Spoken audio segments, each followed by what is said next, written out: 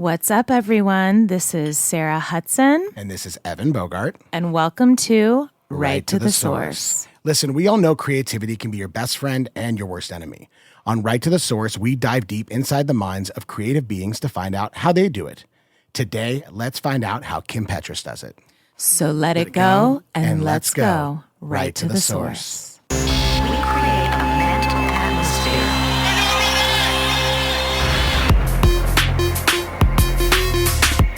Right to the source. Right to the source. Yes. Hi, Sarah. Hi, Evan. Tell us a little bit about our guest today. Well, this episode's guest, Kim Petras, is not only one of my dearest friends, co-writers, and icons, but is an incredible singer, songwriter, pioneer for the LGBTQ community, and overall pop icon, star, glamour, goddess extraordinaire. Kim came on the scene to save pop music in 2017 with her insanely catchy and timeless bop, I Don't Want It At All, and has been slaying us ever since with sensational pop bop hits such as Heart to Break, Feeling of Falling with Cheat Codes, Unlock It with Charlie XCX, 1, 2, 3 Days Up with Sophie, just to name a few. Last year, Kim broke the mold once again and released an iconic Halloween-themed EP, Turn Off the Light Volume 1, which I had the pleasure of being a part of. Yay! And is literally hours away from releasing Turn Off the Light Volume 2. Earlier this year, Kim released her debut album, Clarity, and has been playing sold-out shows all over America and Europe. This is only the beginning for this incredible artist, and we are so excited to have you, Kim, as our guest and hear all about you and your process. Yay! Yay! Hi, Kim. Thank you guys for having me. I'm Hi. excited. Did you love Glamour Goddess Extraordinaire? Yes. Oh, no. Pop icon star Glamour Goddess Extraordinaire. Incredible job. Thank you so much. I You're wrote my that. queen. Thank you. You're my queen. So, Kim, welcome to Right to the Source. Before we get started and dive deep into the good stuff, we start every episode with a segment that we call A Rose and a Thorn. And we sing it live so you can jump on if you you're want. if you want to catch it. Hey. Hit it, Sarah. And it goes like this. A rose and a thorn. A rose and a thorn. A rose and a thorn. Oh, you came in at the end. That was incredible. Wasn't that hot? What a platinum hit record smash. It really is. It really is. Wow. Sarah, tell us about A Rose and a Thorn. Okay, Kim. So, a rose is basically something you're incredibly grateful for right now. And a thorn is something that's literally a thorn in your side and you need to let it go. Let's start with the rose because gratitude should always come first, and we'll end with the thorn so we can sage it away and let it go. Okay. So let's start with everyone's rose. Guess first. Our guest first. If you have it in Yeah. your mind. Okay. Kim, what's your rose right now? I feel super grateful to just be making music and dropping it as I want to and kind of being free with it. And also like the time that I'm in. I think half of the stuff that I do, I couldn't have done even 8 years ago or something like that. And I feel like I'm just really grateful that I got to build something. And tonight I'm releasing a whole new project, my second project this year. I would never be able to do this in a crazy. Traditional way. And Yeah. so today I feel super grateful for that and just really happy that I can be creative, and that's my job, because I love that. That concept is so crazy. Do you know how many songs you've actually put out this year? Well, Clarity was 12. Then I did a song with Charlie XCX, a song with Max. Right. I also, so that would be 14.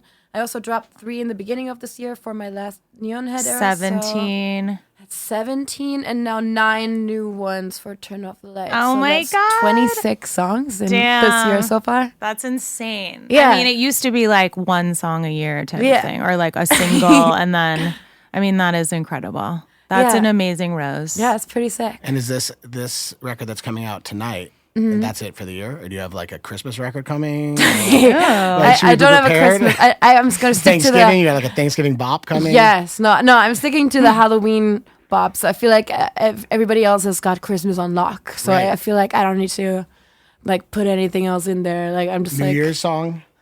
no. Okay. You really One are. day, honestly, one day that'd be so lit if we did like A the New Year's New song. Year's song, like The New Year's the song. New Year's song. Yeah. This is a weird rose, but I've really been into like metal lately. Really? Literally, like yes. What kind? Wow. Like honestly, you never cease to surprise. I know. No, it's for some reason it's like really inspiring me. I think because I was just in Vegas, and they all, it's very like rock and like heavy rock, and like there was a Like lot in of the like casinos. in Like the walking through casinos. It was right. very like chun chun chun chun energy. Like and- what kind of metal? Like, I mean, this is probably not really metal, but like, Metallica and all that. I consider that like pop metal, maybe. Yeah. Yeah. Yeah, I'm into pop metal. But it just gives me this feeling of like freedom. And I guess it's like music in general, but this sort of metal, like, what an amazing genre of music that just I've never explored. And So now it's my rose. And when you were in bands, did you listen to metal back then? No, never. I was in my band was like electro and like, super dancey. I never listened to metal. That's really cool. I mean, I want to explore metal, so that's my rose. Sick. You should. Yeah. What a sick fucking like genre. I mean, I was a big Marilyn Manson fan. Massive. I love Marilyn Manson. Not that that's metal, but like I used to see him before he was even like, Marilyn Manson. Right. And he was just so inspiring and amazing, and I love it. You remember that rumor that he was like the kid from Mr. Belvedere or something? Yes. I was do so remember weird. that. Brian Warner's his name. So weird. Marilyn Manson. Actually, my rose is evolving. My rose is Marilyn Manson.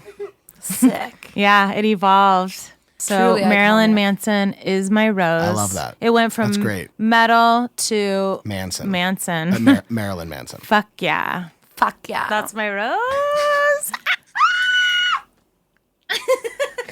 Evan, what's All your right. rose?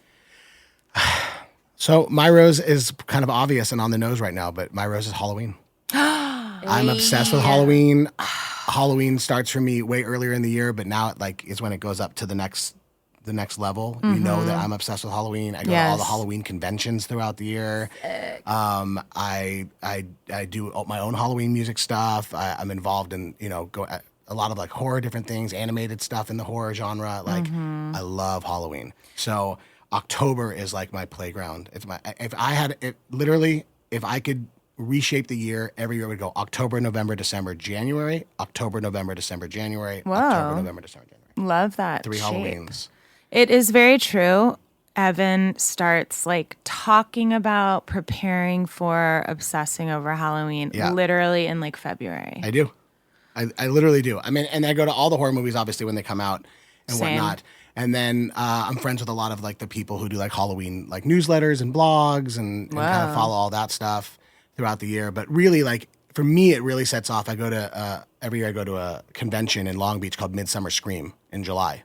What? And that's like really where the Halloween season starts for me. And then a month later in downtown at the convention center, they do another one called Scare LA. And they preview all the haunts throughout Southern California. Oh my and God. They preview all like the new like technology as far as like, web shooting guns or like whatever it is, right? And then you can buy a bunch of cool T-shirts. They sell, all that kind of stuff. So it's just a lot of fun. And so last year I was in a car accident. If you remember, we've talked about that on the podcast. Yes, I remember. And it ruined, it kind of ruined most of October for me. So even more so this year, I feel my rose is that I'm happy and healthy and I'm here to enjoy Halloween. I love that. Yeah. Me too. And on one of our songs, Kim's songs that we wrote together, Yeah. Elvira. I know. How insane is that? That was Yeah. just such a dream come true. Oh my God. Wait, That's still so nuts. Like that's so nuts. the coolest like I person have ever. like a weird question about that. Is Elvira the same Elvira? What do you mean? Like, I just feel like when I was like Yeah, a kid, Cassandra. Elvira was like Elvira, and like I feel like She's the same. Yeah, and she's like hot as hell. Cassandra Peterson. Yeah. Did you And so nice. Did you guys meet her when she recorded it? We didn't, but didn't. like that's all. Like I interviewed her for Paper Magazine. We did like a Wow, how cool is that? yeah, it was amazing. On the phone or in person? On the phone. Like she Okay. actually like invited me like, oh, if you ever want to come over to my house, like I wish I would have done Wait, it. what's her house like? I know. I Oh don't know. my I don't know. God. I still have to go. You have to go to Elvira's I house. have to. But she also told me she's like booked like 3 months before October, like all the way until like the end of October, like years in advance. Like just like Wait, to go to her house? no. Like I thought you meant she was booked for people to come to her house.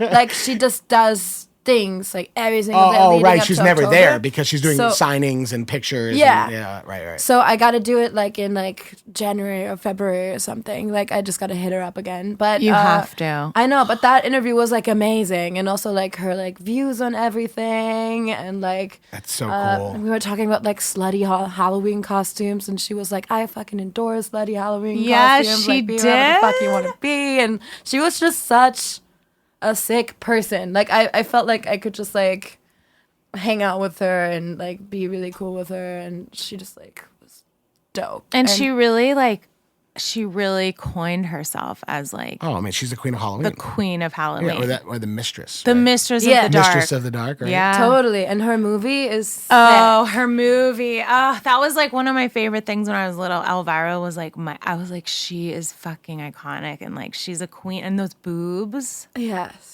She was like a sexy mistress Halloween queen. And didn't she host? And also like a Valley Girl like humor, like which I Total like Valley love Girl. about her. Like her sense of humor is like great. Like she can totally like make fun of herself and anything. What was the most surprising thing you learned from your interview with her?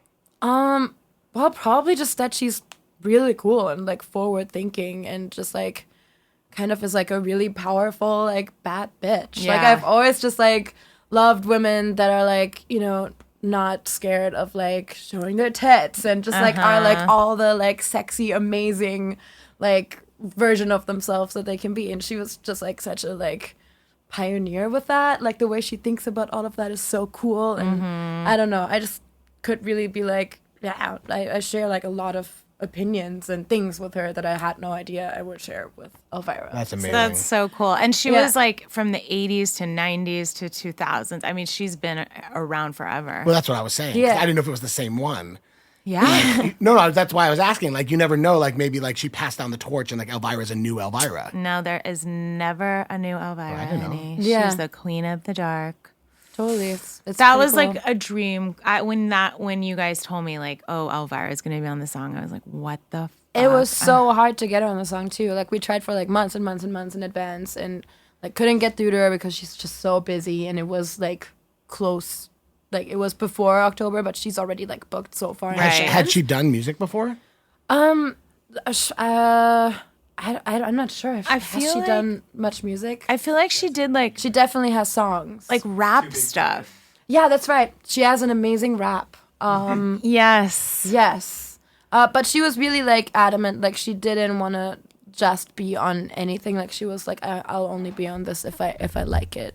And so she listened to it and like didn't get back to us for like a week or something. Like listened to it again and again, and then she was like, "Okay, I like this." And that was just like such a like stamp of approval. It for- really is. Especially also, for I just love that she was like, I mean, for all the things that she gets booked, she could totally be someone who just says yes to everything, right? for sure. So the fact that she had like a discerning kind of like opinion about whether she liked it enough to be on it, like, Yeah, I think that just adds kind of to the legend of her. totally. Maybe I need an Elvira tattoo. Absolutely. Oh my god, that would be amazing. You just honestly any excuse to get a tattoo. She should be one of my portraits. Oh my God, she should be one of your should. portraits. That's it. Done. That's Wow. so hot. I want to get one. Yeah. I don't have a tattoo, but I would get an Elvira one. For your first tattoo, Elvira tattoo. That'd be really lit. lit as hell. That would be lit as hell. Okay, Elvira's all of our roses. Let's just say Yes. basically that's the True. tea. That would have been a good rose. Damn. I know, but your rose is like part of Elvira was part of your rose because she was on your song. So Yeah. that's I'm tea. still like, can't believe it. I know. An icon Such an icon. on our song. Like so much. Sometimes it's so much more rewarding than like, oh, like this person's on your song. It's like cool, they're cool, but Elvira, like this like iconic Totally. queen, you're just like, it means more to me than like anything. So yeah, let's say what our thorns are, and then we're gonna sage them away and say goodbye to our thorns. Okay. Well, for me, just right now, every time before I drop music, I get this like crazy nervousness, and I'm just like, am I gonna be super embarrassing? And like, I'm just questioning like everything I've done, and like I feel like I stress myself out so much like for other people's opinions, and I just feel like that is probably my worst thing sometimes, that I just like get down on myself a lot, even when I'm doing like amazing stuff that I personally love and that I'm proud of. No matter what people say, I'm always like thinking everybody's gonna hate it. So I think probably that just, That's real. kind of thinking that everything's always gonna go wrong, people are gonna hate it, and then it's always fine. But Well, you're exposing self-doubt. Yeah, and you're exposing like a vulnerable part of you by releasing music, yeah, releasing anything artistic or creative. You're like, totally. putting yourself out there. Yeah, I get it. I mean, I think we all have that thorn for sure Yeah, as creatives. for sure. That's a bummer. I think my thorn is, I think it's like almost along the lines of yours, of maybe just like feeling, I get sort of like obsessive in like wanting to do more always. Like I want to, write more songs. I want to do more with my life. I want to like put more things out there. Like I get like obsessive to a point of where I don't enjoy myself like in life. And I'm like obsessing over just, what if like people don't want to write with me anymore? What if I'm like, what if I suck? What if I can't think of anything today? It's the same thing of like, I guess it is self-doubt, but it's also coupled with like an obsession thing to where it like ruins my day sometimes. Like, and then I just don't want to do anything. And then I just like go home and like sit there and watch Real Housewives. For sure. And like check out, And I just think when I really check myself on that shit and I'm like, girl, just relax and like do you and like live your life and enjoy your life, it's better. But I do get caught in these like K-holes of like obsessing, Me too. Yeah, I feel like that's just like an annoying part of it, but also like I feel like you care a lot about like your work, and you want to do great, but like sometimes like I feel like you push yourself so hard that you forget to like take a moment to like breathe and enjoy it. And that's usually when like sometimes the best shit happens, when you're not thinking about it obsessively. It's and, so like, true. Yeah, I feel you. I know, it sucks. And when you get in that space, I think that's my thorn. I think because I had a couple of those days this past week. So that's my thorn, yeah. I completely relate. It's almost identical to my thorn, which is that I have this problem where I can't say no to stuff. I just take on more and more and more until I'm buried, until I have these stress headaches up my neck, and it's hard to sleep. I start waking up at like 2, 3 in the morning, so like my sleep's not good, and then that kind of affects how my day goes, and then I'm kind of manic and I'm in a weird mood, and then I just have no defense against all of the stuff that gets thrown, all of the shit that gets thrown at me during the day. And then I'm like, I just have so much stuff going on. I have so much stuff going on. But it's like not stuff that like I have to do. It's stuff that I get to do. Yeah. It's stuff that I've chosen that I want to do. I want to do all of it, And so I'm in this situation where like I say yes to all these things, and then it's like I don't have the time to do all of it. And then I start sacrificing being creative. I start sacrificing being in the studio to go and do other things that are non-studio related. And then I start feeling stressed out that I'm not in the studio enough. And then I correct it, I overcorrect it, and then I'm in the studio. And then I'm like, oh, all this shit's piling up, all the stuff that I have to get done. You're burnt out. And it's crazy. And it's just like this like nonstop thing. And it's like, I'm like, okay, yeah, but like in 2 months, these things will end and that thing will become this and that. I'll be fine. But by those time the 2 months come, I've said yes to like 10 other things. Right. And so I'm having trouble with my own boundaries. I'm having trouble setting my own boundaries. I'm having trouble like managing my own time. My routine suffers, my balance suffers. I mean, I think the last couple months have been pretty intense. They've been pretty intense. They've been some of the more intense months I've had, and it's resulted in me having like physical ailments from it. You know, like lots of like. I know you've had issues with your neck in the past, and we talked about, was that like, are you holding on to something? I feel like that's what it was. I feel like I was like having these like crazy tension headaches and like, you know, like pain in like in my shoulder and stuff, and I think it all came from that. Well, you don't know. I feel like you don't realize where you hold it in your body. Yeah, you know? I hold it all here. It manifests physically, for sure. Me too. I find myself sometimes being like this, like scrunched up, and I'm like, you have to just fucking put your shoulders down. You know? Yeah. It's just, but it's weird. It's weird because I'm not. It's not like I'm not grateful for the opportunity to do all of these things. Of course. Right? I'm like, oh, I love that. I love this. I want to do this. I want to do that. Oh, I'm so happy I get to do all of these things, and then I'm on my ass. And I'm freaking out and stressing out, and like, and then I start resenting the fact that I took these things on when I took them on in the first place because I was grateful to do it. Right. I know. It's very weird. Balance. But how do you say no to something you want to do? I know. I don't know. How do you say no? Okay, let's take our thorns, and Evan's gonna light some sage, and let's let these thorns go.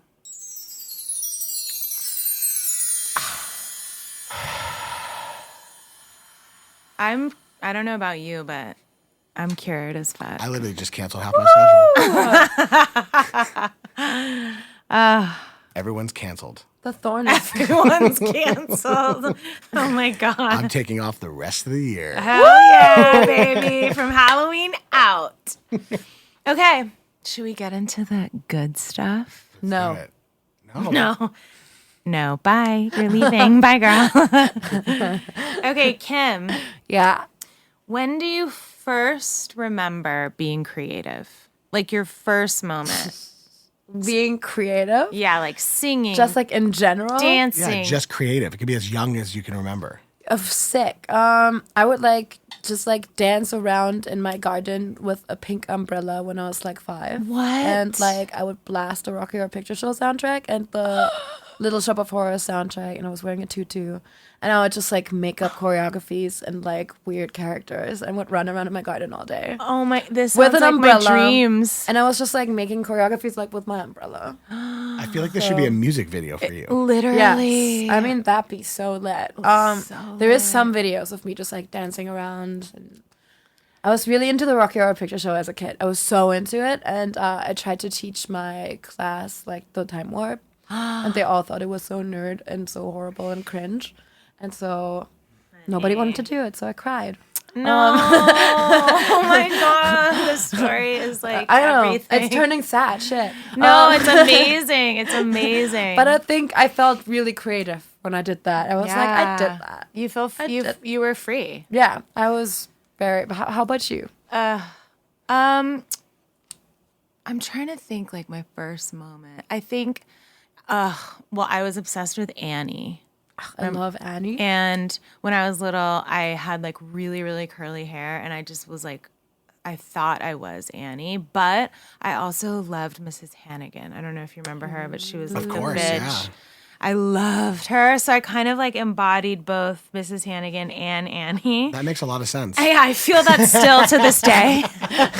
And I would perform it for my parents, like so little. I don't even remember how old I was, but I would do the songs and Miss Hannigan songs and do the outfits. And for years, like I was obsessed with it, like over and over again, just Annie. And Little Shop of Horrors. Oh, that was big for love me. Little Shop of That was Horrors. big Me for too. me. I hear They're redoing it, Yeah, yeah. they are. I want to be Ooh. a part of that so bad. I have a friend who's writing the screenplay. Wait, God. you have to be I know. Audrey. I mean, I'd be a garbage can. I'd be. I would too. I honestly. would be a plant. I would be Like a plant like next to in the Seymour? back. Yeah. No, you need to know. be Audrey. I know. I really. That's green. I know. Suddenly Seymour. Suddenly One Seymour. of the best. Like the opening of it. The dun dun dun. Oh, what an And amazing. the background singer girls. Oh, they're just Love like them. they're incredible. Their outfits. Their outfits, They the kill it. songs. Okay, so that's your first memory of being creative. When did you first know you were going to pursue creativity as your career, as your business, as your commitment to, in life? Okay, well, I always wanted to be like a pop star as a kid and stuff like that. So there was never any moment of wanting to be anything else. You just Yes, knew there, it. there was. No, but when I was like a kid, I also wanted to become an Imagineer for Disney. Like I wanted to like make like roller coasters and like theming and That's attraction. amazing. Yeah, my dad would get me like blueprints of coasters and all of that stuff. How'd you even and think of that? I was just obsessed with Disneyland. I just always wanted to go to Disneyland and like I loved like the theming. Did you grow up going to theme parks? I did so much. Yeah, I was obsessed with roller coasters. There's this theme park like in my town, which is really like a knockoff Disneyland, but it's like, really amazing. There's some really horrible old stuff about it too, but it's called Phantasialand. It used to be like my shit. What's it called? Phantasialand. Like Fantasia. Fantasyland. Yeah. So it was like legit a knockoff of Disney. Yeah, Wow. literally, yeah.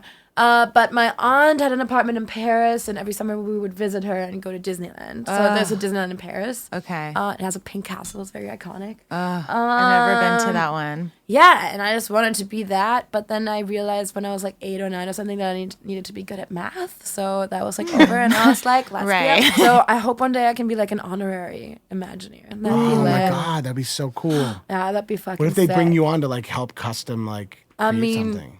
anything. Again, A I would do spooky anything. ride for you could do a Halloween. Dude, there's so many like opportunities for them to do more spooky rides. There really is. Do you go to Disneyland during the Halloween season? Yeah, I just went 2 days ago. Okay. Loved it. Yeah, I love Yeah. how they turned the haunted mansion Into Nightmare Before Christmas, and it smells like gingerbread, and Yeah. it's so amazing. Amazing. Yeah, no, I love Halloween season at Disneyland, at Universal, of like California. Honestly, LA is like the So best. do place you for have all of that? do you have It like a is. favorite? Okay, so do you have a favorite ride? Yeah, Haunted Mansion. Okay. Like that's Hands just, like, down. the most classic, just amazing like Do attraction. you know? Do you know it? Like, do you like go in there and like recite all the lines? Like, are you just like totally? I'm just obsessed with it. Like I just Yeah. like I know a lot of the details about it, so I'll just be really obnoxious and like going with me. It's just like I'm just like nonstop. I love talking the about woman's all the head details. in the crystal ball. Madame Leota. Yeah, that is super Icon.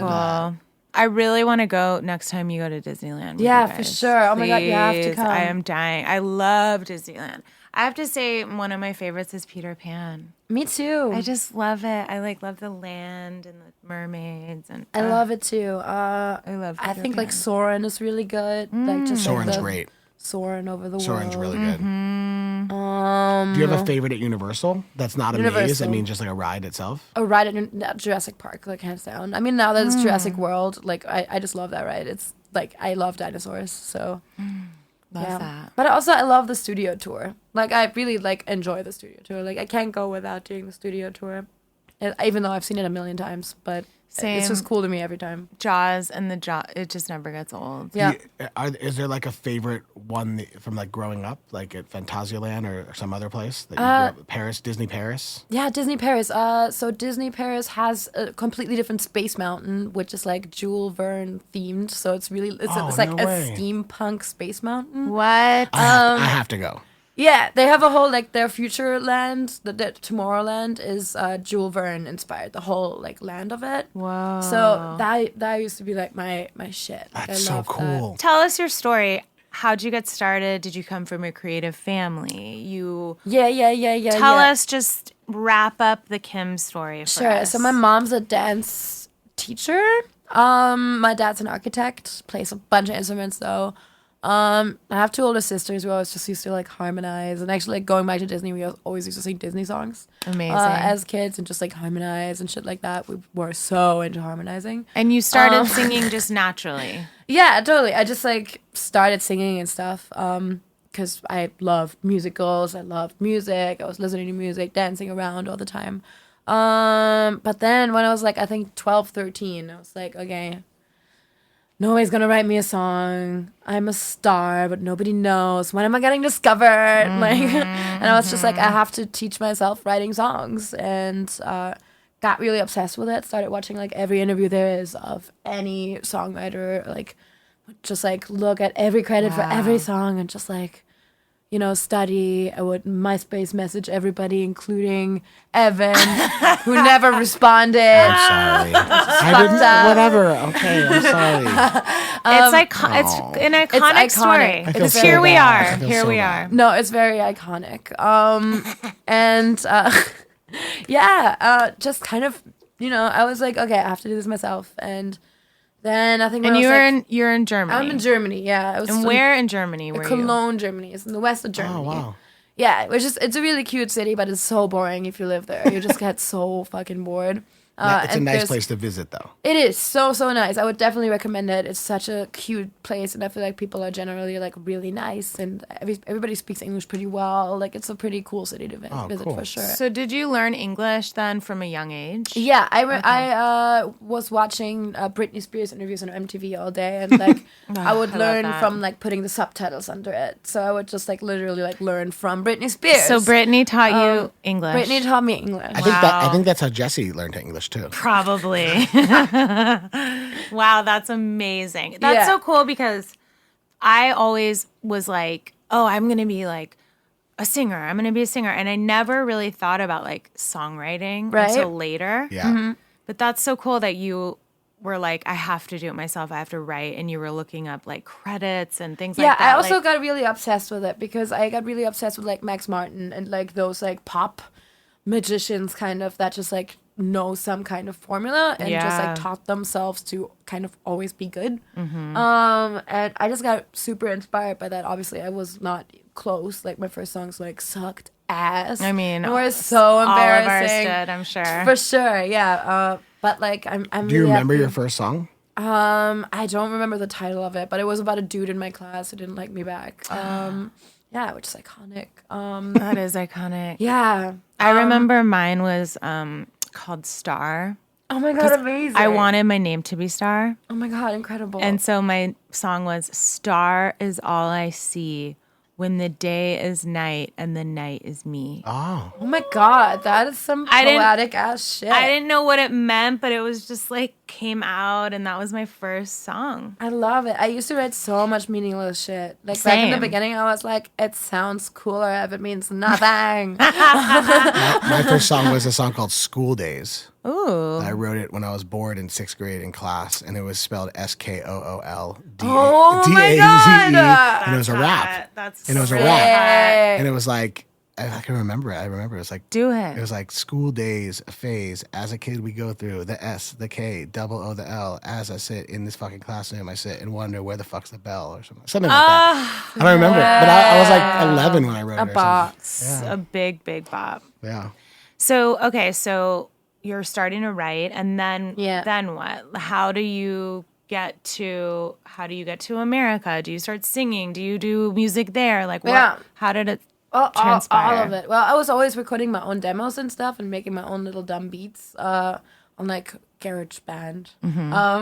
When they sucked, but they did the job. Right. I would post them online. I would do YouTube videos like everybody and their mom. I would just do a bunch of covers. I would, write jingles, stuff like that. Just like look out for stuff. And then I got a laundry detergent jingle in Germany. Whoa. Oh yes, when I was like 16, it was for this laundry detergent called Vernell, and it's really big in Germany. How'd and you that was do- like my big break. Yeah, that was your break. Yeah. How did that happen? Did you send it in? Did you someone I sent it in. I started getting to know like some producers in Germany and stuff like that, and they would be signed to Universal. And so they would just be like, oh, they'll send me the lists of like who's looking for something. What? Like it's including like commercial and stuff like that. So I like literally made like 100 jingles or something crazy like that. Like I made so many different variations and stuff. And Just you on your computer. yeah, just like me on my computer, just like the littlest, dumbest, like little jingles. And yeah, and then I got it. I nailed it. They loved it. Killed it. I know. It was on for like a year. So that was my break. So you were in it too, performing it? No, Oh, it was just the yeah, jingle in yeah. my voice. So yeah, it was that. That's cool. And then I kind of just saved up. I was waitressing in Germany. I dropped out of school to just like What kind of restaurant? Actually, like a Mexican restaurant, and the Germans have no idea of Mexican. Yeah, no, I was about to say like you cannot call it a Mexican restaurant. The Mexican restaurant in all of Germany. I know. It was like such a like new thing, like that this Mexican. Was there a place German opened. twist to the Mexican food? Yeah, for sure. There was like mayonnaise on everything.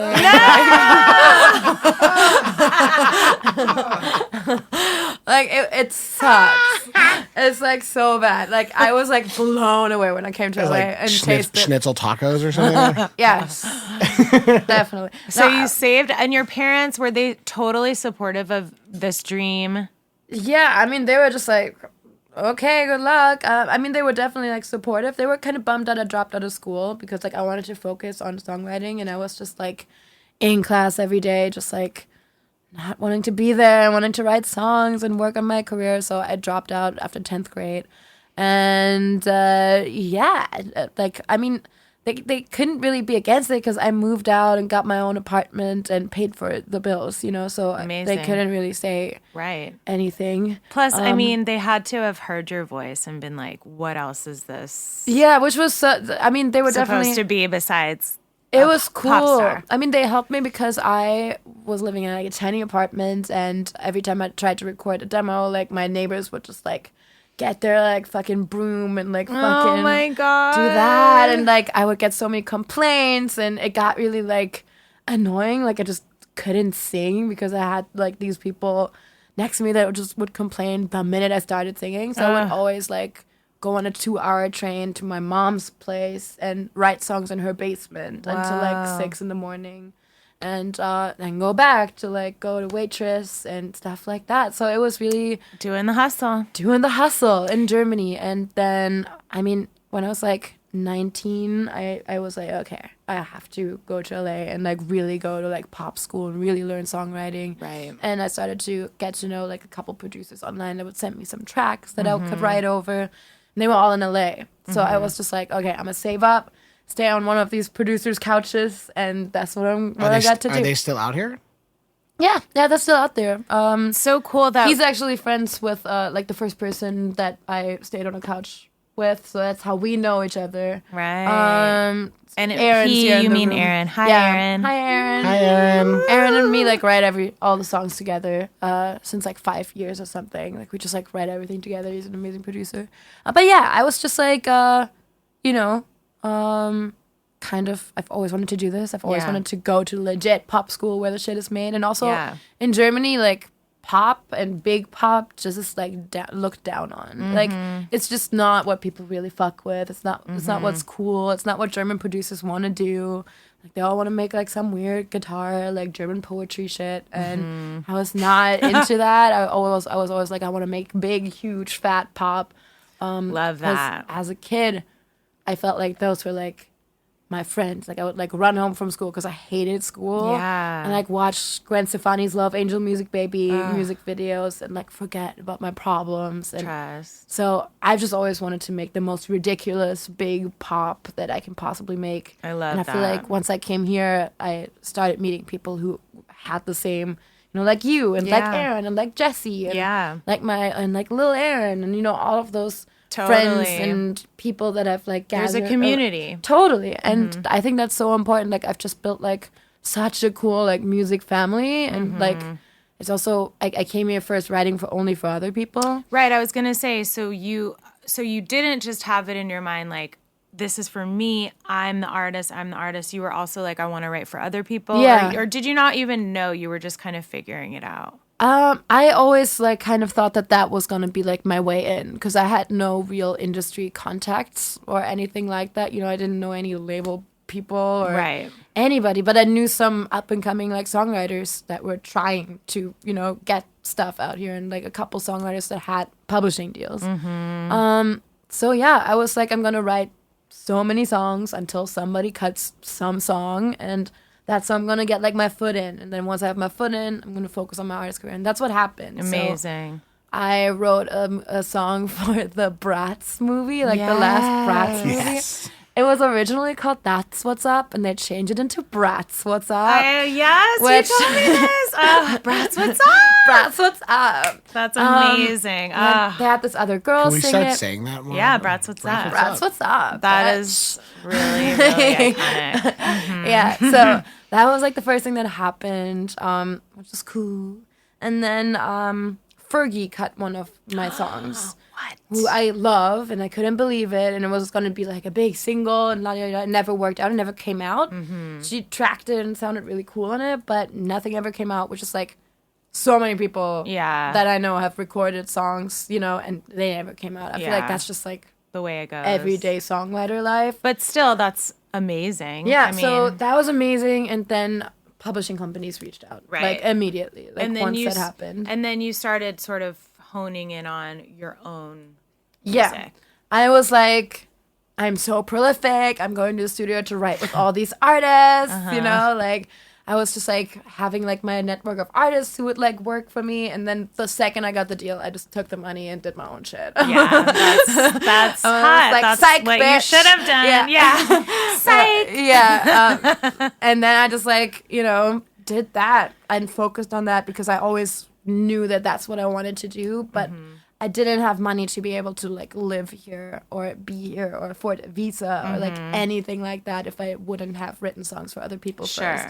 And that was also like the more realistic way in for me. Like, how do you become a pop star other than like getting discovered, you know, or getting to know somebody who like, I don't know, writes you shit, you know? And that's the thing too, in the beginning of a creative career, you just have to do what we were talking about earlier. You have to just do everything. Yeah, And be like, everything. okay, let's write, let's do, let's go. Double sessions, this, that, whatever, like just to get your foot in the game.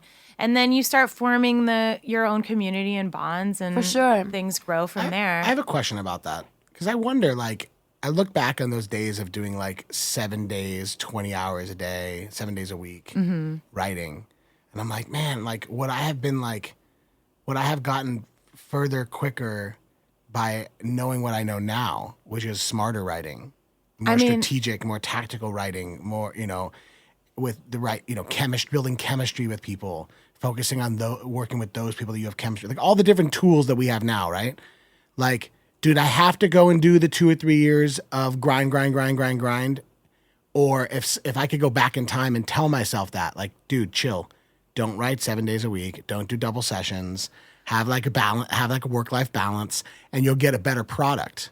I mean, but don't you think you have to go through it to learn that? Well, that's what I'm asking.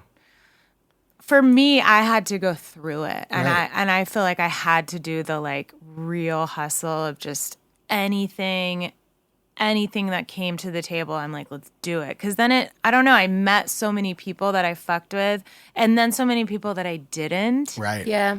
And when you learn to sort of separate, What list is bigger? I mean, Yeah, but that shit's like that is tea. TST. Tea is tea. I think it's for me. I totally think it was necessary. Like I totally Yeah. think I needed to like see also every different kind of making a song, Right. because like I didn't Right, know half of right. the stuff. I feel like learning like from all kinds of different like R&B singers, like pop singers, like producers, hip hop producers, people that write for Rihanna, you know, just like all the like different things. I feel like I wouldn't have learned all of that as quick as I did if I wouldn't have had a session every day for 2 years, Yeah. something like that. And Right. like I also think I think it's nuts to double session like No, now. yeah. Like I'm just like I can't fucking No do way. that. Like even like a day with the same people is too short. Like I always want to make like a week. Yeah. Right, and to build the chemistry and like Yeah. because you never know. Like the more you build with someone, everybody lets their guards down. They start to like know what the other person's gonna say. Yeah. You just start getting on the same page, like from a spiritual standpoint. Even 2 days.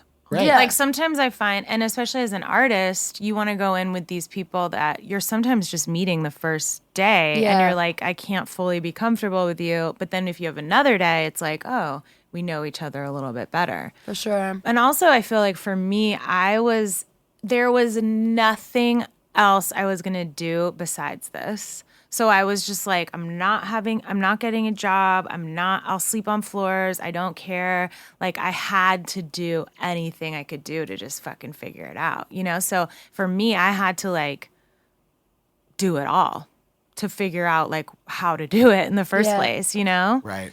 That makes So, sense. I think yeah. I think what you said too about building your network, Oh, building for sure. building your community. Yeah. I think you have to date a lot.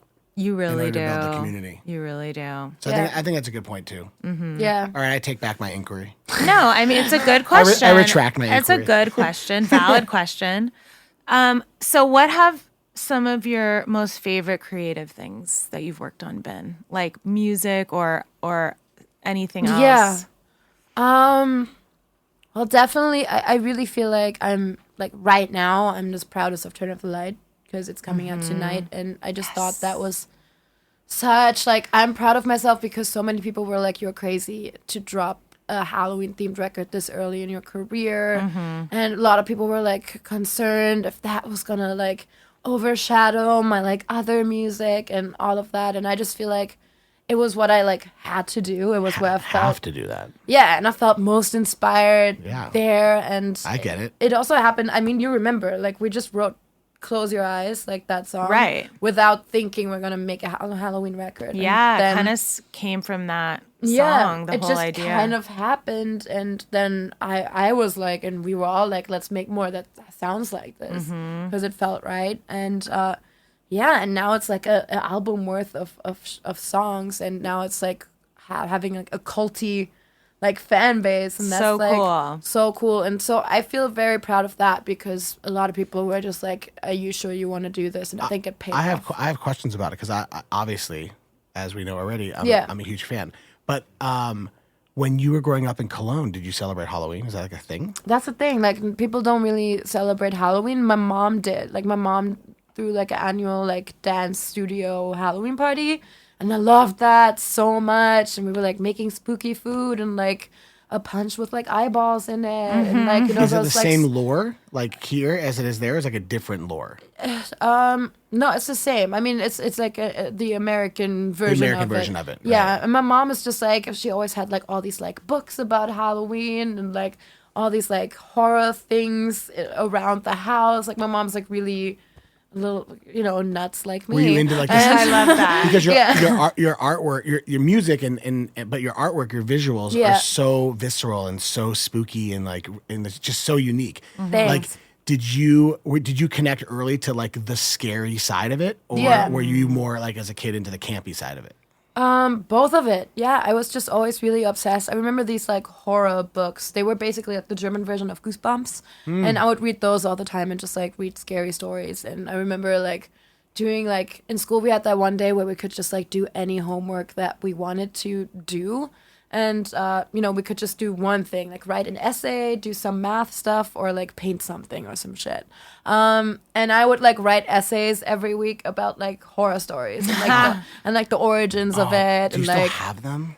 my mom has them. Man, you gotta gotta publish find them. them. Totally. That'd be Like, sick. They're Turn Out the German. Lights 3, yeah, but you should like translate them and have them be like in the liner notes next year or Yeah, something. that'd Or be like crazy. or like put out like a graphic novel with them or something. That'd be sick. That'd be really cool. Yeah, Like limited edition type thing. that'd be so amazing. So you But always yeah, I've just been obsessed with spooky shit since I was a kid. I have too. I've always loved horror movies, like watching Poltergeist and all these The movies. best. That's the best. When I was Poltergeist is the little- scariest horror movie of all time. Yeah. The original. And I Totally.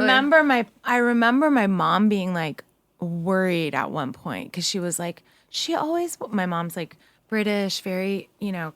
Your mom is British? Yeah, she's a very like Whoa. my English Rose, I call her. She's Oh my very God, like amazing. not conservative, but she's like a lady, you know. So she was Amazing. always concerned, like, Her mom's Helen Mirren. No, I'm oh, just kidding. shut up. That explains the stripper heels under the gown. Exactly. No, and she was always like, is something wrong, you know, wrong with Sarah? Because she likes to watch all these like horror movies when I was like literally like 6 or 7 or something. But I'm like, I mean, that's just me, honey. Yeah. You know, What's your favorite horror movie? that's a loaded question, but I have to say, You're gonna say Midsummer. I wouldn't, no, but I loved Midsummer. Yeah, I know. I loved it too. But my favorite book and movie, Yeah. and I've read it, I'm reading it right now for like the 10th time, is Rosemary's Baby. Oh, yeah. Amazing. Sure. Yeah. And one of my favorite movies of all time, just like bizarre Roman Polanski, like Yeah. witchcraft, dark devil babies. Like, oh, It's God. so good. I love that movie. What's one of your favorites? I mean, my all-time favorite would be The Exorcist. I just feel like that's like such a So good. it's so amazing. But recently, what came close to that for me was Hereditary. Yeah. I was really like shocked by that. Yeah. And I'm not often shocked by anything, but that like traumatized me a little bit. Yeah, that was pretty iconic. I loved Hereditary. At Me least the too. first 90% of it. Yeah, me What? too. I thought it was. I just thought The I thought the ending? ending felt a little like it was a little like Paranormal Activity 4, like where it became like the witch coven and like the I don't know, just and then they were like praying to like Payman, who's like the 17th. Amen. Who's like this- Payment. Oh, An we icon. kept screaming payment. I remember He's like last he's year. like the 17th demon in like the devil's army. I'm like, what happened to like the first 16?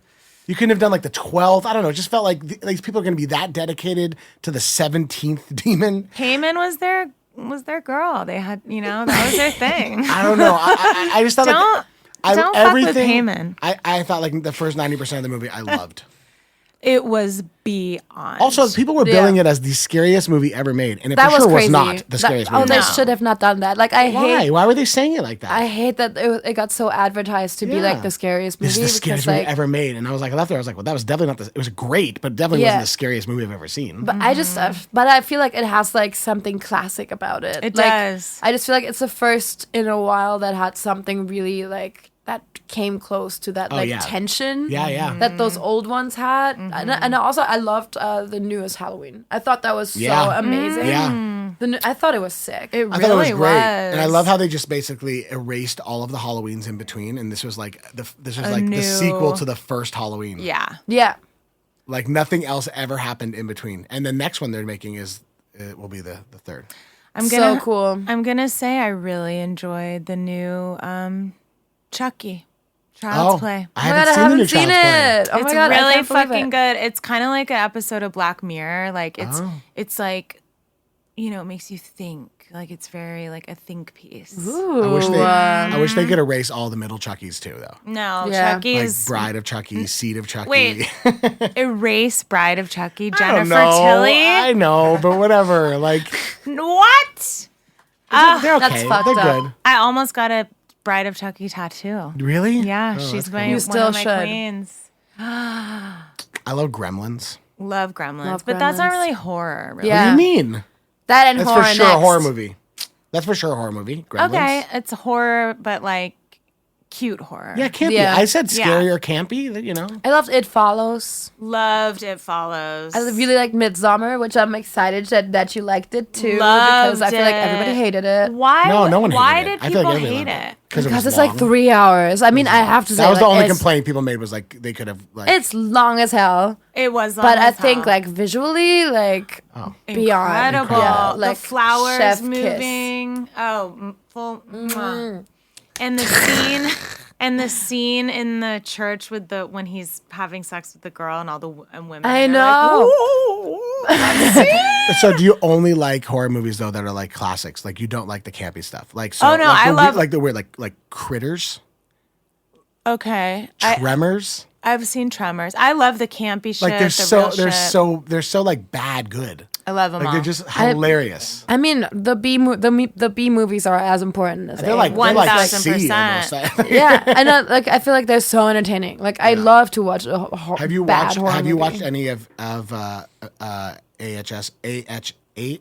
Oh, I can't even say. American Have you Horror watched Story? any of American Horror Story 1984? I like know- how they had to rebrand themselves with the initials. So I was I- trying to like stay true to it. I only watched the Gaga season, obviously. Whoa. Well, you have to watch the Coven season. I know everyone season's good. tells me that. I think I gotta go back. Yeah, the Coven season and the Asylum season are must. Asylum's amazing. Other than that, oh yeah, What's iconic. that? But also, Aaron's showing us a but picture. also Roanoke. Roanoke, is that I loved all of them. Yeah, But this year, the intro this year, I didn't is love so all of them. insane. I feel like the cult. I didn't really fuck with it. I don't know why. I see. My problem is I tried to watch the first season and I couldn't get it. I What? couldn't. I don't know. I feel like the first season is like one of the best seasons of television history. it just didn't judge Judge my puss. The Murder House? You like Asylum and Coven way more. Okay. Hashtag Judge My Puss. Yeah, Judge my Yeah, puss. just watch Coven. Honestly, it's Okay. I mean, it's witches. I'm gonna do it. It's the best. I'm gonna do it. We left Horror Nights the other day, and Z was like, I've never seen Creepshow. Will you show me Creepshow? Z is his wife, by the way. My wife, Z. Iconic. That is an iconic name. And so she was like, I've never seen, she loved the Maze Creepshow, and we were there. She's like, I've never seen the movie Creepshow. So we went back and watched the original 1982 Creepshow. I know that Shudder, the new horror network, has a new Creepshow that came out. But we went back and watched the 1982 Creepshow, and I forgot how many stars are in that. Like, there's like actual. I've never seen it. I've never seen it. Oh my God, you have to watch the original Creepshow. Now It's I'm going so good. to. It's, I mean, so I so many like classic vignettes from there, because it's obviously it's like a comic book, and a comic book comes to life, like, right? So like each one is like a different, I'm gonna storyline. go back and watch And it. Creepshow 2, there was this thing called The Raft. Do you guys know about this one? No. Okay, you have to watch this for sure.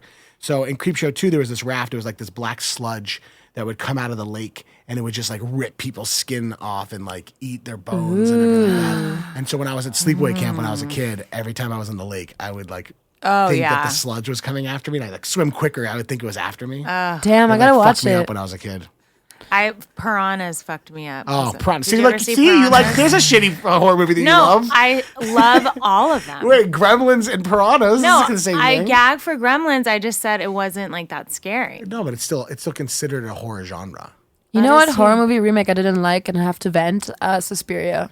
I love the original so much. so I think they interesting. fucked it up. I didn't like it either, and I think like they fucked it up. I was so But the original bummed. is like The original is it. classic. Dude, Beyond. the original is incredible. The colors are crazy. I mean, it's like, I feel like it was very like influenced like culture again. Like all Yeah. the lighting references and music videos over the last years were all like inspired by like Suspiria and their crazy lighting. And like in this movie, they didn't even try. It was just like, I didn't like it either. and then like the story was different and weird. I just like, I didn't really fuck with it. No, that I agree. Did you like Us? Us, I do like it. I don't mind it. I don't love it. I had issues with it. I did. I didn't love it, and plus, Get Out was. Did you like Get Out? I mean, it I was fucking love Get Out so unbelievable. much. Yeah, I mean, So one Us of was the like- best ever. okay. But can we really discuss it? Because Oh my God. the first it.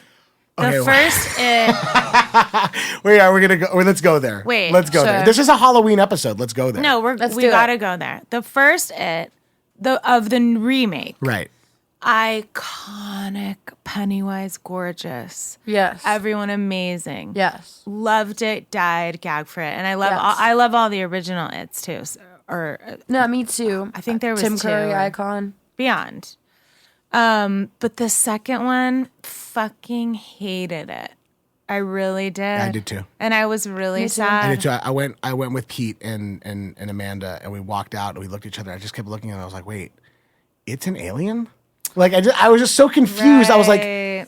"Why did it have to be an alien?" I know. don't think it Well, it's even not was an alien. an alien. No, not. But when they talk about it, came down on this comet from another whatever. So anyway, I didn't even get that. So the next week, I'm in a session with one former podcast guest, John Feldman, Yes. and a band, and the lead singer of the band that we're in it happens to be like an It or like a Stephen King like aficionado, and has read all the books and like knows all of the It lore, and starts breaking down for me that like it actually symbolizes the devil and came to this plane, this dimension on the back of like some turtle that represents all the multiverse, and like in the book that's what's written. And I'm like, yeah, but they didn't say any of that in the movie. Right. They just kept us like, oh, so he came down from a comet? So like I don't know how am I not supposed to think he's an alien? What, like, where did he come from? Well, it was horrible. The And the second one. cast was good. I thought the cast was great. I thought the acting was really good. Like I Yeah. don't think they fucked it up, but No. I thought the CGI was terrible. Like I'm Terrible. gonna just be real. Like I hate it when he like transformed into all these like insane things. Like I feel Like like, they spider. nailed Yeah. it so hard on the first one. Nailed. With that, like I was literally scared. Have you, either of you, ever seen something that was actually paranormal in real life? Oh, this is a conversation. Ooh, I wish. I really like wish so hard. Like I know people that I feel like I trust would never lie that are like, I've seen aliens, or I've seen a ghost, but I have never experienced anything supernatural of any kind. What and about, I'm though- very bummed, and that's why I feel like I'm obsessed with horror and spook and myths and all of that stuff, because I really want to, but just never see anything.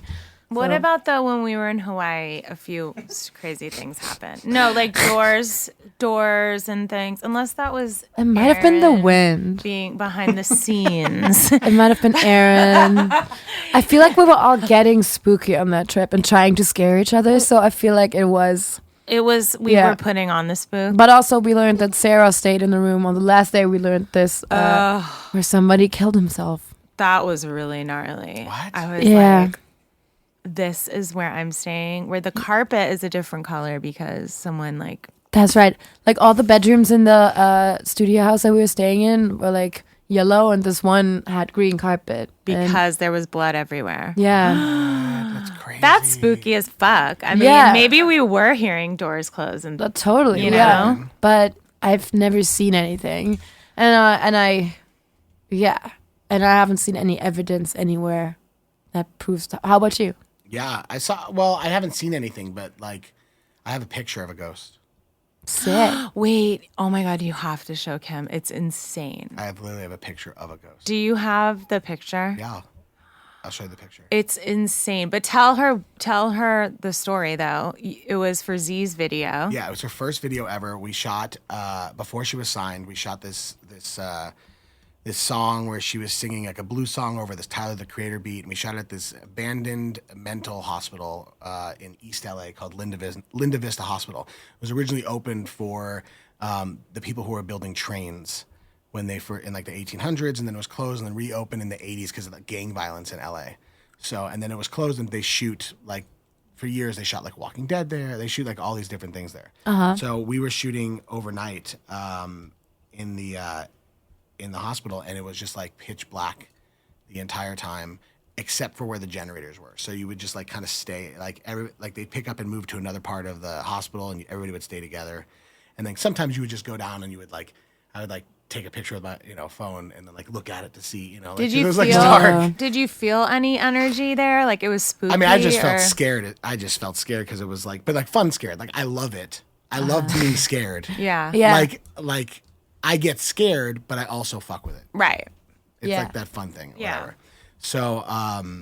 So yeah, the whole night we were there, and then so we were in this like chapel in the hospital, Amazing. and it was pitch black, and we had this B-roll like photographer there who was like shooting behind the scenes stuff, and he was like, "Z, go up, stand in front of this window," and we were like on the third floor, and behind was a huge courtyard. Like there was nothing behind us except for a huge courtyard that opened up to, and behind the courtyard was like forest, like the whatever, and he took a picture and whatever. We went on with the thing. So like a few days later, I got all the behind the scenes photos back. And then I saw like behind, looking over Z's shoulder, I saw these two little lights outside the window of the chapel room that was on the third floor with nothing behind it but a courtyard in the forest. And when we enhanced the picture, you can clearly see It's like like the outline of something. Like a person. Ew. Show her the picture. It's so crazy. All right, hold on, let me get it. Okay, so here's the picture I got back. This is the B-roll photo, and we'll post this on Halloween. We'll post this on Please. Halloween. Love that. We're posting this on Halloween. Okay. Love that. So here's the picture I got back that was in the B-roll footage. And Yeah. so I saw the two little lights outside, and I was like, well, what is that? Because there was nothing behind us at all, right? Yeah. And that's where there's like the forest, you said. It's just a courtyard, just a huge courtyard. Okay. And then behind that is the forest. There's nothing there. There's no buildings. There's no one else even there. So if there was a building, there was no one to turn on lights because there's no electricity. Right. Only where the generators are, which is where we were, right? So there's the two little lights. Right. Okay. Okay, so- then you zoom in. So here's a little zoomed in. Whoa. Oh my God. And That then is hot. here's like full zoomed in. Whoa. That's so crazy. I don't like, to me, I'm like, in my mind, I'm like, it's not, but like, what else could that be? I literally see the outline of a face No. and a mouth and like shoulders. It kind of looks like a flannel that could be like a gang member or a railroad person. Oh, I love like Ooh, a even railroad person. A railroad gang member. I mean, come on. Damn. I mean, what else could that be, right? No, It's this ghost amazing. needs to be an artist. It looks like a little hat. There's like a hat on. Sick. I love Yeah. that hat. The full hat. That ghost is into jazz. That's a jazzy ghost. Jazz, No, that's iconic.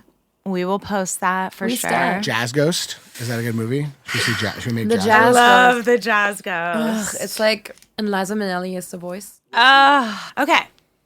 Let's wrap this section up before we move on. Is there anything about Turn Off the Light Volume 2 that you're just excited about? You can tell us about? Yeah, for sure. I mean, by the time this comes out, it'll be out. It'll have but been like, out. what's your favorite thing about it? What are you excited about it? well, the whole thing, I really feel like it completes the story of Volume 1 and Volume 2 together. They just like are a complete like storyline. So then it's like an album, a full album with Yeah. both of the volumes together. Yeah, That's I'm really amazing. proud that it all still bleeds into each other. I Sick. think that just like makes it so special, and it's really like meant to be listened to from start to finish all the way through, because all the transitions are like seamless, and I love that about it. Like I can just put the whole thing on, which I don't do with many records, but of course with my own always. Yeah, of course. I listen to my own songs all the time. I More love and more. that. I know. I mean, I If I was better. making I better Halloween like music it. like you, I would listen to it all the time too. Yeah. Yeah. And you're going to do them live. You're going on tour. Yes, I'm going on tour on mid-October. It's like I'm doing the Shrine here the night before Halloween. It's going to be sick. So that is going to be the spooky show of my tour. I love that. Where I just go full spook. Oh, yes. I'm gonna be performing all of these songs for the first time in like 21 days or something. Amazing. So I'm just like rehearsing everything, getting everything ready. It's crazy. I feel like I don't have much time. Yeah. But yeah, I love all of the songs. I think especially like probably the last one is really special. It's called Everybody Dies.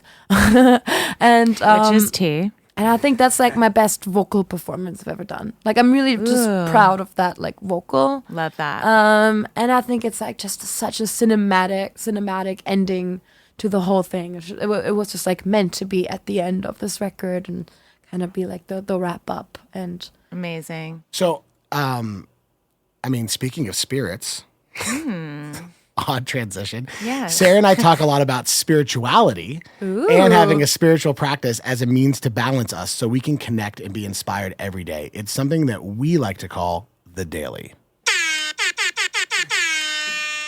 The Daily. woo! Yes, bitch. That was hot. Thank you. Okay, so Kim, what are your daily routines that help you stay connected and creative? What works for you? What doesn't work? How have they changed or evolved? Like, what do you do before a show? Just what are your routines? Yeah, I have a lot of weird things. So before a show, I just like I jump around a lot. I warm up, do lip trills, and I eat cherry tomatoes. Interesting. Only cherry tomatoes for like 2 hours before shows. Why? Because I feel like Yeah, I don't know. why? I literally don't know. It's love just cherry become a thing. tomatoes. Me too. It's just become a thing to own that I eat like a full pack of cherry tomatoes before a show, and it just like makes me feel good. That is honestly like one of the most favorite It's things I've ever heard. Random as hell, but with studio now, whenever I enter a writing cycle, I have to turn off my phone and delete all my social media and to go off of everything. I love or that. I will not be able to focus. And That's really good advice. yeah, it's hard. It's so hard because like I feel like you're so tempted to just be looking at your phone, and like I know a lot of writers also get like they scroll through their Instagram and read the captions and they're like picking words from stuff or get inspired by posts. Or for me, it's just stress. Yeah. It stresses me so much to see or compare or anything that other people are doing. Like I just need to like not know and just like be in my own thing. And yeah, it's really hard sometimes to like put my phone down. And I feel like now whenever I write, I delete everything, and after that I'll just reinstall the app and everything. But that's I love become that. yeah, that's become the thing that I have I love to some people do. are like, I'm going to put my phone away. I'm going to turn my phone off. And you literally Delete. cleanse your entire phone of the apps. It's so important. It can really put you in that sort of in like a dark headspace, I feel. Just reading comments and seeing, comparing yourself to people and social media, the dark side of it can get really dark. I think so too. And I think it's just helpful. I think the most important thing about any session ever working with anybody is just the vibe. It's just keeping like and I know that sounds so horrible. No, it's so true. It's everything. But I think that's one of the biggest skills any songwriter can and like should have, and any successful songwriter that I know has that skill of just like making everybody feel creative and positive and like just like setting the tone for the session. I think you are amazing at that. I think Jessie is incredible at that. To get you into that zone. Like Lil Aaron is great at that. It's just you just need like a positive crew around you sometimes. It's so true. It's so true. That makes everything so much easier and so much better. And when you get like stuck, sometimes it's so good not to be alone. To like be stuck together is like such a much better experience than to just like be stuck and like bang your head against the wall and just so I really feel like that's like the most important thing about songwriting is just being in a good headspace and also not wanting to make anything that exists. I'm always like, that's the worst shit. Like whenever I want to make something that I'm like, this has to be exactly like this or something like that, it sucks. It just never works really. Like I'm all about playing references and like listening to stuff that you like and like, I don't know, like getting a vibe from that. But whenever I start a session with like, I want to do something exactly like this, then it's not inspiring. It's not. Yeah. Are there anything that you do like every single day that's like a routine? Like, do you wake up in the morning and like the first thing you have to do is bah? It's weird because I don't have that at all. Like I really just like don't have a single routine. I feel like I eat somewhere else every cherry single tomatoes. day. Yeah. That really cherry tomatoes. That's totally. your consistent That thing. is my consistency, but I wake up every day like too late for what I'm about to do. Right. Just like same. That's honestly. consistent. Maybe that's your routine. You wake up too late for everything. I stress out, glue my lashes on, and secure my weave and run out. That's usually the consistency that I have. No, it's kind of hard when you're creative, especially an artist and you're all over the place. It's like hard to have that routine. But for me, I admire when people teach themselves routines. Same. I always crave it, but it's so hard for me to do. But my one thing is just coffee. Like to start my day. I like can't even walk my dogs without coffee. Like I just need coffee. That is always consistent for me. I know it's not that groundbreaking, but like that's my one thing that's always the same. Fuck yeah. And then, okay. I used to smoke like crazy, like 2 packs a day, and that would be my thing. 2 packs a day? Like I was nuts. When I first came to LA, I was so like nervous and German. Like I would just chain smoke and and also I used to think that was like the key for me to write like because I would take little breaks and like smoke and then ideas would come to me, but once I quit I realized that I just need to sit and breathe and then the same thing will happen. It's just the breathing part of smoking. Just a cleaner air. It's so true. A cleaner breath in. For sure. I'm glad I quit that, but that used to be my shit. No, I get it. I used to be like a Diet Coke all day long person. Ooh, Diet Coke is crack. Wake up, Diet Coke. Yeah. A couple hours later, Diet Coke. Like all day. It is crack. It's so glam. It is pretty glam. Like a Diet Coke and a cigarette is pretty glam. I know. But like on ice, like no, just straight from the can. Yeah, same. So, okay. Do you have any spiritual beliefs? Are you spiritual? Do you believe there's something greater than us? Do you have anything? And it's totally cool if you don't. Is there something that drives you that's beyond just being a human being on Earth? Yeah, I think I just like, I feel like people have a destiny. Mm-hmm. That's what I feel like. I feel like there's a purpose for being here. Yeah. And you know, that's some people are just like meant for something, and I can't really explain it. I do feel I'm very, you know, I don't really believe in the Bible. I think the Bible is something that's like kind of made Man-made. up man-made. Yeah. And I think it's Same. like also old. Like back in the day, it was like to protect people from, you know, old things that mattered back then, back when like hygiene and shit like that wasn't good. And like, so a couple things, like, I'm just like, that's probably it. So I don't really believe in, you know, what's written down in the rules of anything, but I do believe in like destiny and fate and in a connection to like the universe. Yes. Yeah. But religion to me is very complicated because I just like, I feel like it was always, I feel like there's a lot, like religion and money are very intertwined. Religion and war are very intertwined. Totally. Like they have so much to do with each other that I'm just like, And I hate control. anything that separates people, you know, like I really do. Like if it's gender, if it's sexuality, if it's religion, like I hate anything that kind of puts you in a box as this is what I believe and anything else is wrong. Like I can be proven wrong. Like I'd love to be proven wrong by Sure. anything, but yeah, I just think being like radical about religion and details of it is not very healthy and Yeah. can be very dangerous. Do you I feel like agree. that universe, that destiny, like does that play into your creativity at all? For sure, yeah. I think it's a big reason why I didn't give up. Period. It's just believing that there's people out there that will like me once I or what I have to say or what I have to say is important to. I feel like that kept me going, and it was really true. Like in the I definitely was like wondering if like anybody would be able to connect with me and if I was interesting enough and if my songwriting was enough. And now I just like have this amazing group of fans who like love what I do and who are so happy that I'm doing what I'm doing, and like young trans kids looking up to me and getting inspired and all of that. So I feel like it definitely kept me going.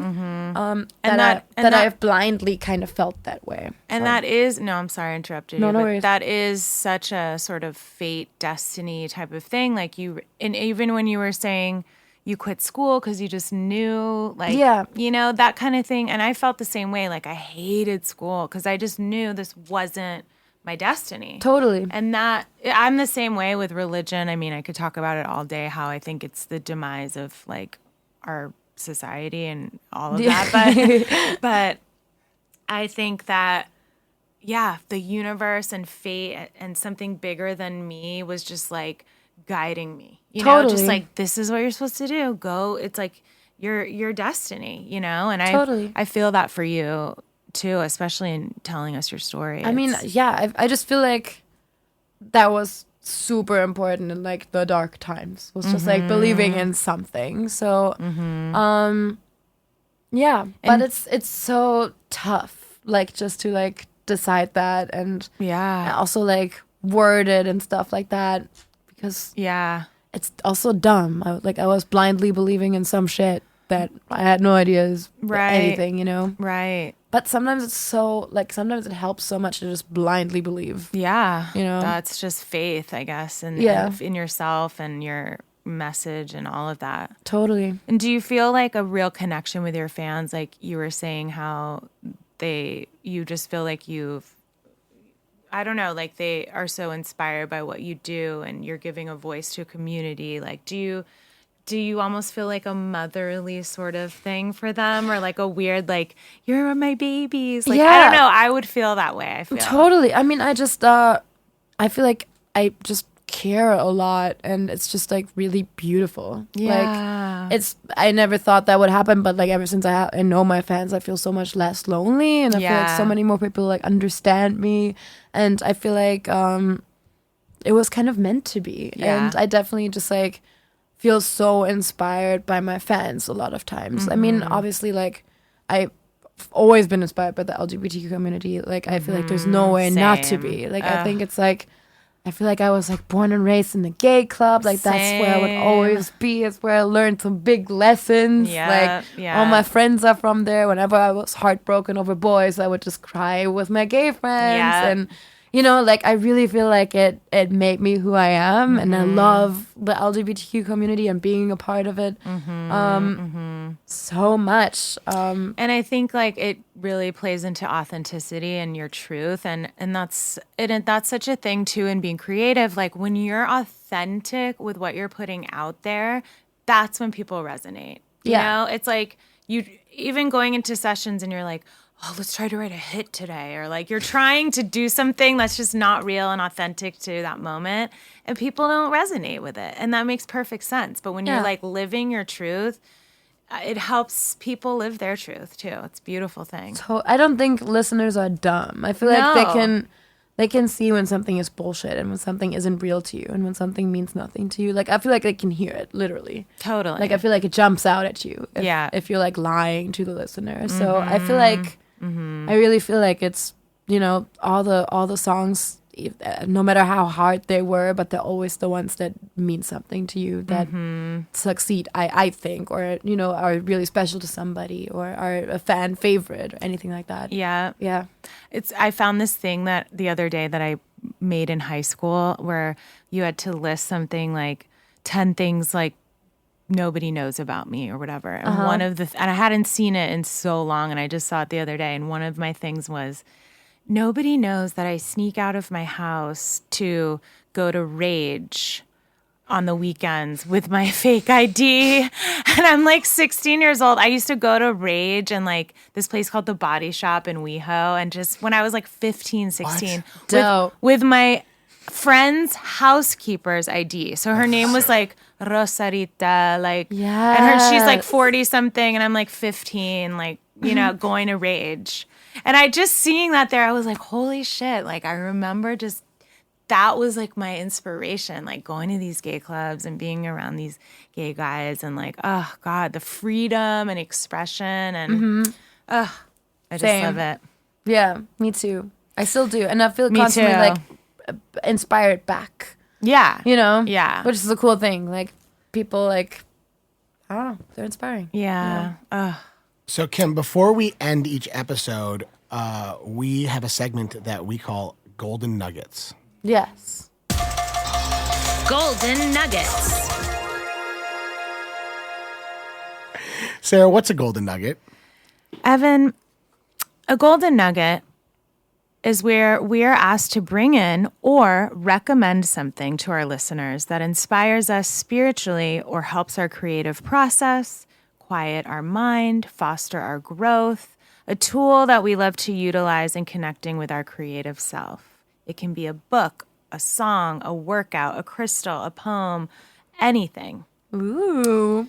So, yeah, I'll start with my golden nugget. Okay. Today, my golden nugget is this book. Ooh, a book. A book. 365 Ways to Raise Your Frequency. Ooh, I like that. It's like one a day? It's one a day, and it's just cool. It's like one thing is a rose quartz crystal. One thing says, write down one positive thing about yourself today. Another one is Reiki. Another one says, a little goes a long way. It's like a, you know, exercise. And, you know, it's just all these different things that raise your frequency. So what do you mean by raise your frequency? It kind of just means like raising your vibration. Like if you focus on, you know, negativity or lack, you're just sort of lowering your vibration. You know, you're not putting out like positive energy. But if you're focusing on gratitude or things you love, people you love, things that bring you joy, that raises your vibration. So raises your frequency. And what does that do? Like if you ever raise, like, is it more of like a manifestation thing? Like it attracts other positive frequencies? Yeah, it attracts the positive people, positive, you know, influences in your life and more opportunities. I just think to me, we're all frequency. Like we're all just these walking sort of vibrating like vessels. And Like so beige blobs. yeah, we're beige blobs. Some with fierce weaves, you know, Beige blobs. but we're beige blobs. That's really lit. I've always said like we're in these skin suits, Oh, skin suits. but I like skinwalkers. beige blobs is cool. Yeah, Right. skinwalkers. Skinwalker. Sorry, not to bring it back to Halloween again. But so raising our frequency, I just think it's important. You know, your cherry tomatoes, that's something that raises your frequency. It's a Yes. routine. It's something that makes you feel good. Like to me, maybe it's my coffee or like telling someone they're beautiful or, you know, just Yeah. in this book, I've had this forever. And sometimes I'll just flip to a page and read it and be like, oh, cool. I'm going to do that today. It just puts me in a better mood. It's just something that's so simple and easy and convenient, Yeah, right? You don't have to go out of your way. You just grab the book, you flip to a page, and you do it. totally. And You take direction from the universe. exactly. Yeah. That's my Yeah. golden nugget. I have a ton of books that I just like love and I flip to all the time just to get inspired. And this is definitely one of them. That's great. Yeah. You're So also really into crystals, right? I am really into crystals. Yeah. And crystals are also frequency. So Yes. it's like, you know, they assist us in raising our vibrations. Now, one time you had me like get those certain crystals, and then I did the pranayama breathwork meditation, and I could feel. Yeah. I felt like I was being electrocuted. No, there was so much energy and vibration going through me. Yeah. While I was meditating. Because Whoa. they are essentially frequency. We are frequency. Like we're all part of this sort of universe, this earth, and crystals are just tools to help us like connect, you know? Yeah. That's why it's important to clear your crystals Right. because a lot of energy goes into them. And you talked about salt. Yes. You talked about putting them under the full moon. Recharging them under the That's full charging them, yeah. But even just putting them underwater moon. Water. clears them, Yeah. you know? So, I'm new to the crystal game, but I'm getting better at it. yeah, it's a pretty fierce game. So we'll put this book up for everybody. Yeah.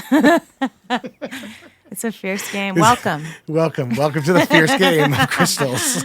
Yeah, this is my golden nugget. 365 Ways to Raise Your Frequency by Melissa Alvarez. I love that. That's Sick. great. Thank you. Well, you know, and we've talked about different practices of meditation on our Yes. podcast. We have talked about apps for meditation, books for meditation. And in the realm of apps, and for me, ever trying to find like the best version of meditation that works for me, right?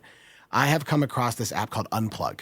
Ooh. Have you heard of Unplug? No. So Unplug in this day and age of customization is a customized meditation app. Cool. And this woman who created it for herself, and then now it's become really popular. And basically, you go onto this app and they ask you right away, like, what's your reason for meditating? You want to be happier, healthier, focused, you're having anxiety problems, sleep calm. So you start answering all these questions, right? And then it's like, how many times do you want to meditate? I want to meditate every 3 days. I want to meditate every day. I want to meditate for a month straight. I want to find something that's for me. And then also you can select the time. How long do you want to meditate? So you're customizing this thing, and they have all of these meditations that are based on different themes, you know, centering moment and dealing with anxiety and nighttime anxiety and all these different things that based on your answers, they have now customized this meditation for you. That's sick. And they'll send you reminders. And so also when you're on the app, you can browse by featured playlists, which is like, you know, transformations and centering moments and stuff like that. And you can also browse by times. So they have different meditations that are 5 minutes and under, 10 minutes and under, 15 minutes and under, right? And then also by topics, sleep, anxiety, and then by teacher. So if you like one of the meditations by a certain teacher, you can see all the different kinds of meditations they do as teachers. Sick. So I find it really helpful because when I'm on the road traveling a lot, we've talked before about me not having balance on the road, like losing my routine. But the thing is like my routine I can customize this part of my routine no matter where I am. Love that. And also based on how I'm feeling. Like maybe I'm feeling a lot of anxiety being out on the road, not being home and dealing with certain things. Maybe I feel overwhelmed. Maybe I'm feeling kind of down about something. So I can pick, the different ways that I'm feeling, the time that I have, and any sort of, special a la carte things off the menu.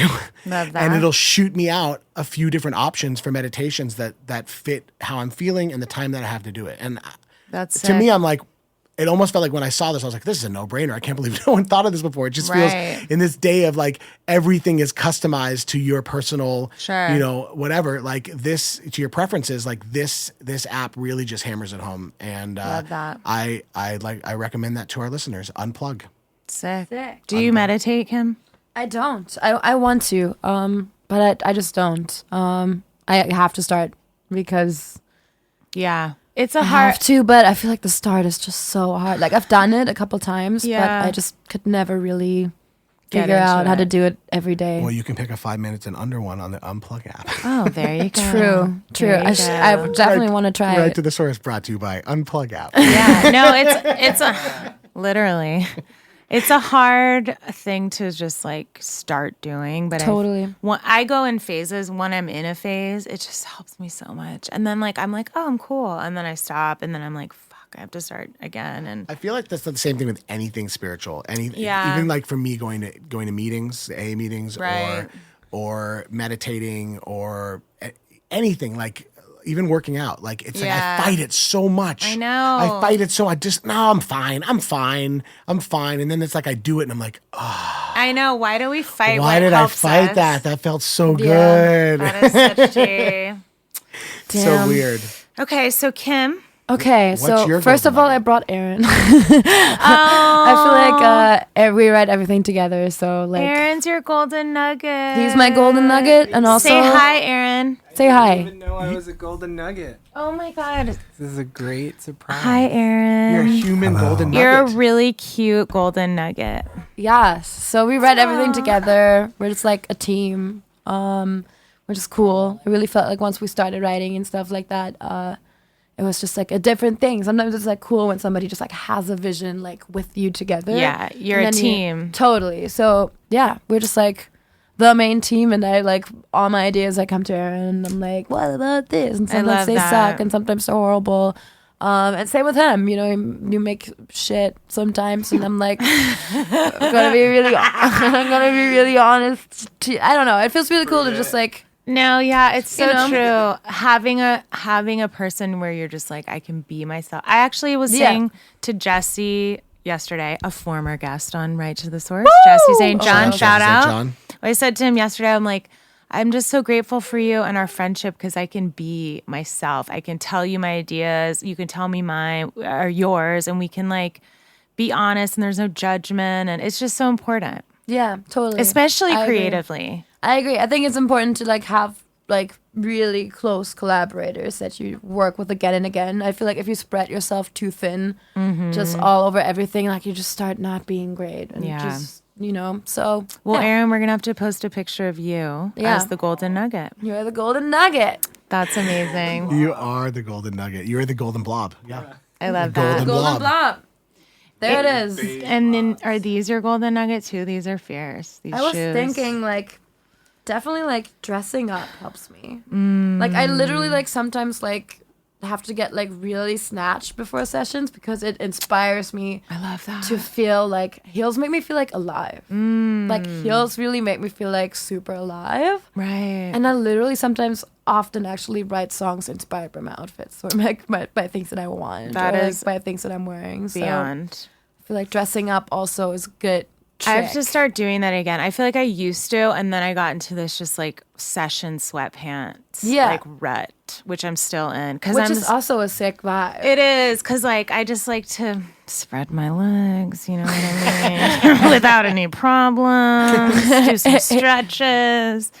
Anyway, Fuck yeah. okay, So, so Kim, thank you for being our guest. Thank you so much for having me. This was so lit. Where can everyone find you online if they want to follow what you're up to? Nowhere. No, yeah. You're offline. I'm offline, man. Deleted everything. No, everything / Kim Petras. Yeah, it's just really uncreative like that. no, but that's lit. amazing. That's but it does the job. Everything Kim Petras. Everything Kim Kim Petras. And you can find us at righttothesourcepodcast.com or on our Instagram, Twitter, Facebook at Right to the Source. Woo! We'll have all of our guests' daily routines and golden nuggets up on our sites if you want to check them out and see if they inspire you. Also, you can subscribe to the podcast through our website or Anchor or any platform you listen to podcasts on, Spotify, Apple Podcasts, Google, Stitcher, etc. Yes. Ooh. Kim, thank you so much for being our guest. Thank you, bitch. I love you. And I love you so much, and you're so inspiring. And So are you. You're literally one of the most inspiring people I know. Kim, don't make I me love you and your cry. energy.